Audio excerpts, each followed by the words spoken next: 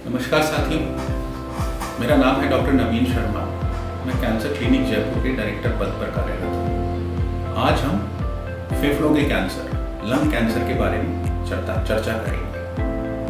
अगर मैं कारण की बात करूँ तो 10 में से 9 मरीजों से ज़्यादा में लंग कैंसर, फेफड़ों के कैंसर का कारण स्मोकिंग है।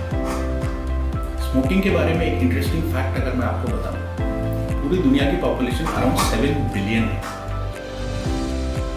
उसमें से हर 7 में से एक व्यक्ति स्मोकिंग करता है। सो 1 billion smokers every day. Average WHO के हिसाब से एक व्यक्ति 12.3 सिगरेट्स एक दिन में पीता है। So it comes to more than 12 billion से ज्यादा सिगरेट्स पूरी दुनिया में रोज पी जाती है। फेफड़ों का कैंसर बहुत ही खतरनाक कैंसर है। स्मोकिंग से होता है, अक्सर लेट स्टेज में पता चलता है। और अगर हम सारे कैंसर्स के बारे में बात करें तो ये one of the leading causes है कैंसर रिलेटेड डेथ का। कैंसर की वजह से जो मृत्यु होती है पूरी दुनिया में, उनमें लंग कैंसर बहुत ऊपर आता है। लंग कैंसर के बारे में अगर बात करें तो लंग कैंसर का treatment surgical, chemotherapy, radiation, targeted therapy, इन सब से हो सकता है। परंतु ट्रीटमेंट से पहले मरीज का लंग कैंसर का डायग्नोसिस होना जरूरी है। तो हम लंग कैंसर के लक्षणों पर आते हैं। लंग कैंसर का सबसे कॉमन लक्षण खांसी है।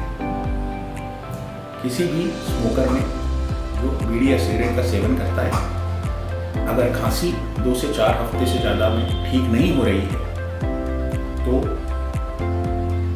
उस व्यक्ति को अपने डॉक्टर से परामर्श लेना चाहिए। प्रोबेबली चेस्ट एक्सरे या फिर एक छाती का CT स्कैन करवाना चाहिए। खांसी के साथ बलगम आना भी लंग कैंसर का एक बहुत कॉमन लक्षण है। उस बलगम में अगर खून आ रहा है तो एक अलार्मिंग सिम्टम है। इससे आपको तुरंत सजग होना चाहिए और तुरंत अपने डॉक्टर से परामर्श लेना चाहिए। किसी व्यक्ति को 2 से 4 हफ्ते से ज़्यादा खांसी चल रही है, खांसी में बलगम आ रहा है, उसमें खून नहीं आ रहा है, भूख लगना कम हो गई है, वजन कम हो रहा है, हड्डियों में दर्द हो रहा है, शरीर में दर्द हो रहा है, कोई काम करने की इच्छा नहीं होती है, तो हमारे देश में ये फेफड़ों का कैंसर या फिर ट्यूबरकुलोसिस, TB, तपेदिक, दोनों के लक्षण हो सकते हैं। दोनों ही जानलेवा बीमारियां हैं। अगर ये लक्षण किसी भी व्यक्ति में आते हैं तो तुरंत अपने डॉक्टर से परामर्श लें। अमिताभ बच्चन साहब का भी एक एडवर्टाइजमेंट टीवी पर सबने देखा है। खांसी 2 हफ्ते से ज़्यादा नहीं जा रही है तो तुरंत अपने डॉक्टर से सलाह लें ताकि वो TB की दवाई शुरू कर सकें। उसमें मैं केवल इतना सा जोड़ना चाहूँगा कि 2 हफ्ते से खांसी नहीं जा रही है और जो मरीज़ है वो बीड़ी या सिगरेट का सेवन करता है तो तुरंत अपने डॉक्टर से सलाह लें ताकि आपका डॉक्टर जांचें करवाकर ये पता लगवा सके कि मरीज को ट्यूबरकुलोसिस है, लंग कैंसर है या जो खांसी है वो ब्रोंकाइटिस की वजह से है या COPD की वजह से है। ये बीमारी का पता लगना बहुत ज़रूरी है बिकॉज ट्यूबरकुलोसिस और लंग कैंसर दोनों ही अगर अर्ली स्टेज में पता चल जाता है तो उनका इलाज होना संभव है। ट्यूबरकुलोसिस के लिए ट्यूबरकुलोसिस की दवाइयाँ चलती हैं। लंग कैंसर का पता जब लगता है तो अक्सर लंग कैंसर से उस टिश्यू से एक बायोप्सी ली जाती है, CT स्कैन कराया जाता है, एक पूरे शरीर का PET स्कैन कराया जाता है, ये पता लगाने के लिए कि जो बीमारी है वो कहीं और तो फैली हुई नहीं है। उसके पश्चात लंग कैंसर का इलाज शुरू किया जाता है। लंग कैंसर के इलाज में सर्जरी का बहुत ज़्यादा रोल नहीं है।